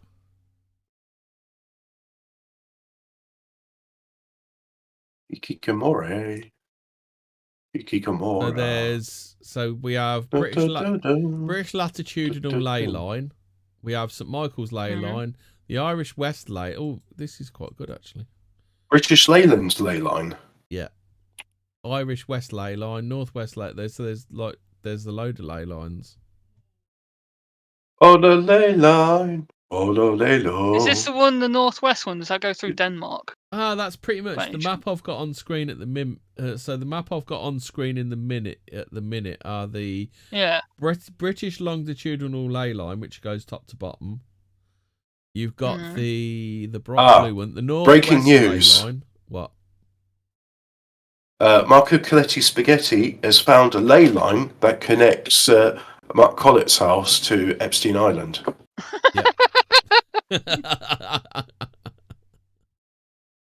Okay, yeah, definitely. This is a Fortean Words exclusive. Fucking, it's got Yeah, to be real. there we go. We got a convert. Yeah. So the other ley lines. All that they didn't exist. There's one that goes from Manchester to Ireland. That's the Mavish Hall ley line. Oh, Birmingham. Yeah. Right. Okay. So we've got these lines. Are there like recorded phenomena along those lines? Yeah, Mark Collett and Jeffrey Epstein are on them. Epstein. You got to call him Epstein, haven't you? Epstein. Got some breaking news here. Grace the Cursed Doll finds a new home in Cheshire's most haunted hotel. Grace the Cursed Doll. Yeah. A doll dubbed the most haunted in the UK will be the centre of new haunted exhibit.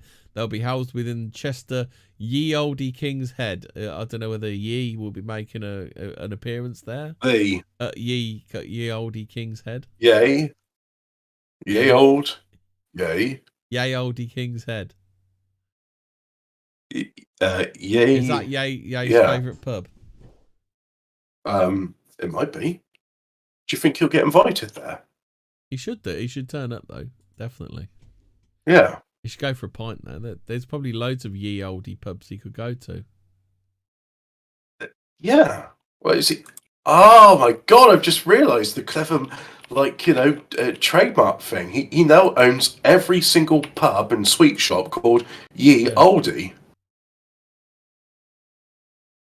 That guy is a genius. I liked his Roblox song. He's a musical genius. Because we know that because he told us he is. Okay. Also, I like his Roblox song. Below is a stone circle which is known as the Temple of the Sun and is sometimes referred to as the Stonehenge at North. It's situated roughly in the centre of the British Isles and is a place of earth energy that is crisscrossed with ley lines. In the 1970s, a group called the Dragon Project did some research here and found that certain times of the year, the stone seemed to be emanating ultrasound and electromagnetic signals. Yep, that makes sense. Yeah. Okay. That much of a genius, he made Alex Jones look sane. I've yet to see the interview, so don't spoil the end score for me, please. Yeah. I've heard it's fire. It's like literally melting Twitter right now. Did it go into injury time? I think injury time came in the first minute. Oh God! So it was penalty shootout at the end. I think Jones went in studs up. Is that what we're saying? I think he. I don't know. Don't know what he thought, but some of the clips. You telling me there's some dirty sliding tackles in there? Basically, yeah. It's like everything Mark Collett would ever ask for. Like, you can finally talk about, these people. Wow. Thanks to Ye. Finally, some entertainment for this Christmas. Yeah. Right, we all done. I know I am. Yeah. Oh God, it's time, right? Well, thank you for watching this special edition of 40 Words. I'm gentleman with the special theme tune, the forbidden theme tune. That was on BBC Two only, not BBC One. So night all. Say good night. I'm gonna end it. Yeah, well, I'm gonna end it on BBC Two. So good night all. Good night.